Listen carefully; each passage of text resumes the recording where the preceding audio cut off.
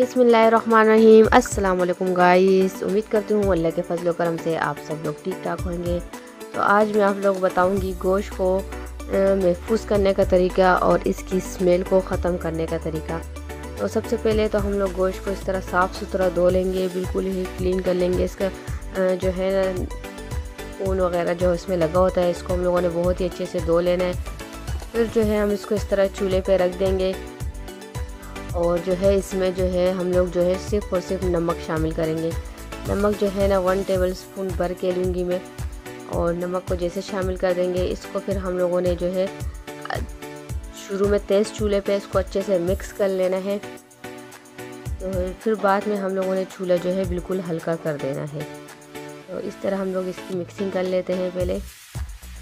तो ये देखिए हम लोग जो इसको अच्छे से मिक्स कर लेंगे तो ये देखिए आप लोगों को नज़र आ रहा होगा इसने बहुत सारा पानी जो है ब्लड वाला जो इसका पानी होता है वो इसने रिलीज़ कर लिया है। और गोश्त मैंने मिक्स लिया है, इसमें फैट भी लिया है मैंने।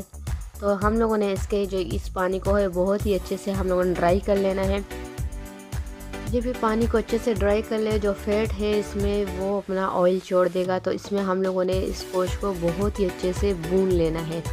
जब वो गोश्त इसमें अच्छे से भून जाएगा तो तब अब जो है आप इसको निकाल दें और इसको जो है ठंडा करने के लिए रख दें, और फिर किसी चीज़ में इसको तेली में, शॉपर वगैरह में या इस तरह किसी जार वगैरह में भर के ड्राई करके पंखे के नीचे रख दें। जब ये अच्छे से खुश्क हो जाए तो फिर इसी तरह इसको जो मैंने आपको बताया शॉपर में या किसी चीज़ वगैरह में इसको भर के रख दें या फ्रिज में रख दें। कभी भी ख़राब नहीं होगा, बग़ैर फ्रिज के भी ख़राब नहीं होगा। और अगर आप लोगों को इस्तेमाल करना है, अभी इस टाइम बनाना है, तो इसकी स्मेल अभी बिल्कुल ख़त्म हो चुकी है। तो जब ये इस तरह देखे आपको नज़र आ रहा है, जब अच्छे से भुन गया है तो आप जो है ना पानी जो है ना अच्छे से गर्म करके इसमें शामिल कर दें और इसको बॉयल दे दें। तो ना इसमें कोई स्मेल आएगी ना इसमें कोई ब्लड होगा। ये बहुत ही अच्छे से जो है ना भुन चुका है, इसकी स्मेल वगैरह सब कुछ ख़त्म हो चुकी है। तो महफूज करने का तरीका भी मैंने आपको बता दिया है। बस आपने अगर महफूज करना है इसी हालत में लेके इसको ठंडा कर देना है और इसको किसी जार में भर दें या शॉपर वगैरह में रख दें। ये कभी भी ख़राब नहीं होगा।